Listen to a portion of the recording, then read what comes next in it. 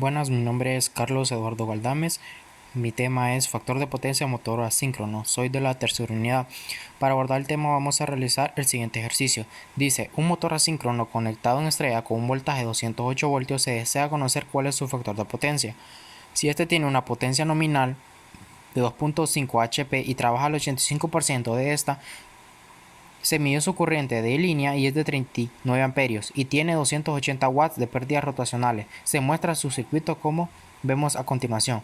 Este voltaje que nos dan es el voltaje de línea a línea, por lo tanto aplicamos esta identidad sustituyendo. Tenemos que el voltaje de fase es 120.09, lo vamos a dejar a 120 voltios. También tenemos que para estrella la corriente de línea es igual a la corriente de fase. La corriente de fase entonces sería 39 amperios. Nos dan este voltaje de aquí, esta caída de tensión. Por lo tanto, sabemos que el voltaje en esta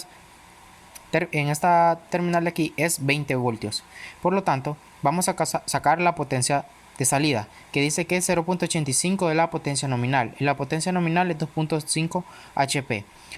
Calculamos eso y nos da que la potencia de salida verdadera, la cual está trabajando nuestro motor, es de 1585.25 watts.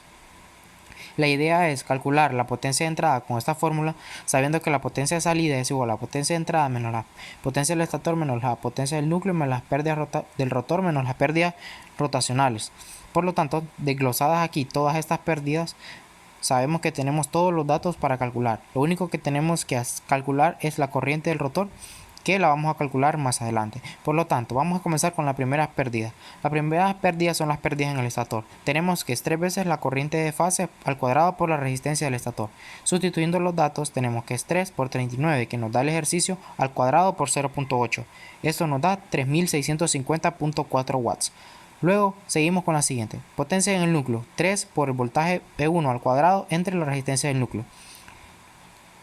El voltaje de 1 es igual a 20, por lo tanto elevado al cuadrado entre 0.8. ¿Por qué 0.8? Porque el ejercicio aquí nos dice que la resistencia C es igual a la resistencia del estator y RC es la resistencia del núcleo.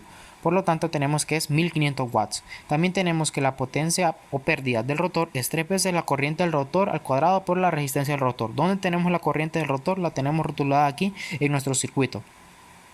Por lo tanto, la corriente del rotor va a ser igual a la caída de tensión, que es E1, entre la impedancia equivalente de esto.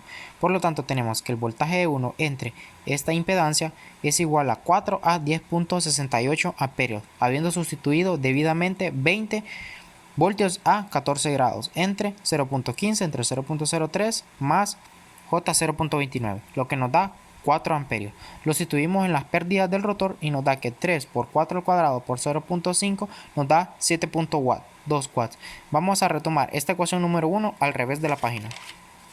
La potencia de salida entonces la tenemos de la siguiente manera, pero nosotros queremos saber la potencia de entrada, por lo tanto despejamos de esta potencia de entrada y nos da que al sumar todas estas potencias de salida, pérdidas en el estator, pérdidas en el núcleo, pérdidas del rotor y pérdidas rotacionales, nos da que la potencia de entrada es 7022.85 watts. Luego tenemos, esto lo vamos a igualar a 3 veces el voltaje de fase, corriente de fase por el factor de potencia. Sustituyendo todo y despejando, tenemos que el factor de potencia es 0.5.